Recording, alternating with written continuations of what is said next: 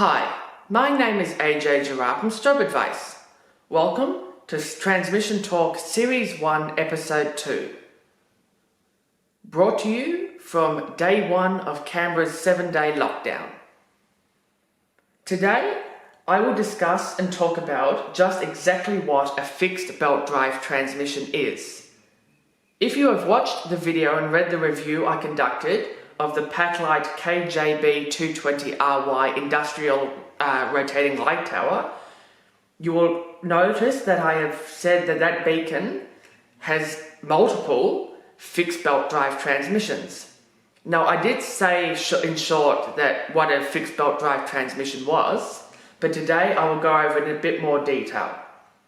Now, I do not have access currently to the KJB, but I do have access to an SKP240, which has the exact same transmission. So let's take off the lens and have a closer look.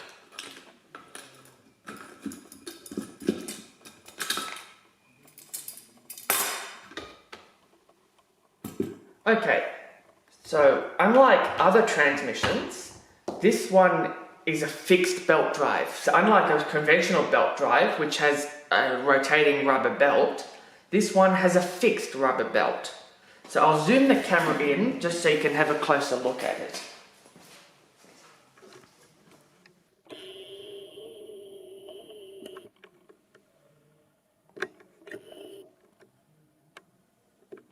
Okay, so you see this black rubber band here on the edge? That is the fixed belt. So what I mean by fixed belt is that it rotates with the reflector and not by itself. So the difference between this and a conventional belt drive, as I said, is that a conventional belt drive rotates independently from the reflector, along with the reflector, whereas this one is fixed to the reflector, if that makes sense. So essentially what I'm saying is, on a conventional belt drive transmission, the belt is separate to the reflector, whereas this one is connected to the reflector. So with this one, with a fixed belt drive, the belt is on the opposite side of the transmission control unit. With this beacon, the motor is underneath this metal plate.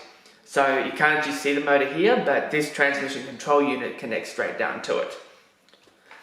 So with these belt transmissions, they don't necessarily need replacing. I have not known of any manufacturers offering replacement fixed belts. So, these ones are essentially maintenance free. However, with this beacon, you will notice, I'll come see if the camera focuses on it, that the belt has worn down and become quite rough here.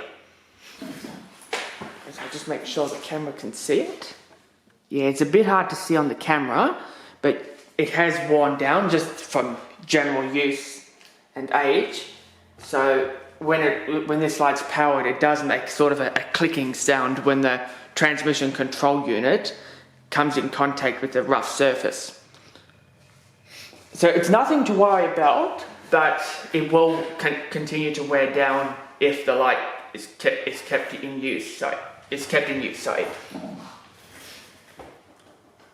So you may never have heard the term fixed belt drive transmission. Well, that is because manufacturers generally don't use the word transmission. They'll just, for instance, use direct drive or belt drive or worm drive.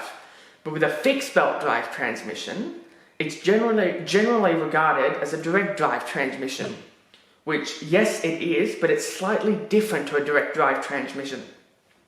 For instance, with a Nava Optimax, which uses a direct drive transmission, it uses roller bearings to transmit the power, whereas this one uses a fixed rubber belt. So it is technically a direct drive transmission, it's just a different kind. So you will see, so when this light is powered up, the belt rotates with the reflector and is actually fixed to it.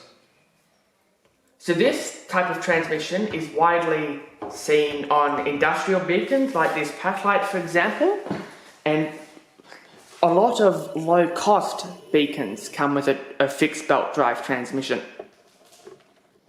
But as for the majority of beacons, if they have a belt drive, it's usually just going to be a conventional, continuously variable belt drive transmission.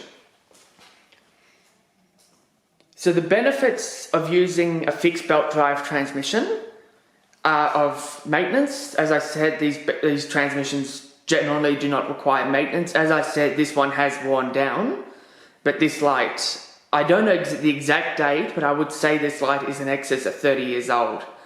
So this one has seen a lot of use, I would imagine, and therefore the transmission side is just worn down. But again, I do not know when this light was made, reason being the SKP240 is actually still in production. I've owned it now for almost 2.5 years, so it got a little bit of age to it, and it looks to be 1980s, 1990s, but again, I do not know that for sure. There is no production date on it. There's a number here, 702442 or 142, but I cannot match that to a date. Yeah.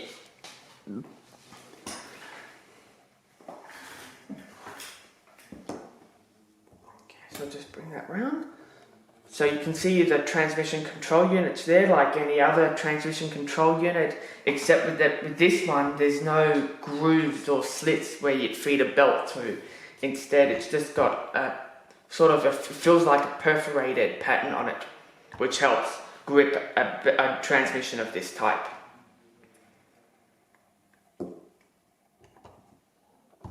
So there is a fixed belt drive transmission in a little more detail for you. I hope that has provided you with some information that hopefully has been useful to you. And thanks for watching this video. Please feel free to like, comment and subscribe. And check us out at Flickr at StrobeAdvice. And we will see you in our next video in the not too distant future. Stay safe out there, everyone. And this is what a fixed belt drive transmission looks like in action.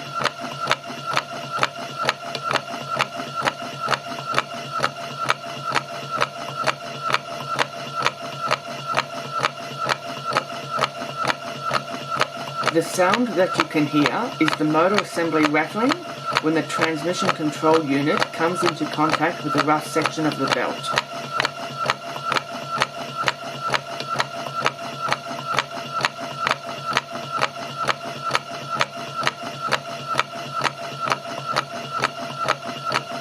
Hope you have enjoyed this video. Thanks for watching and stay safe.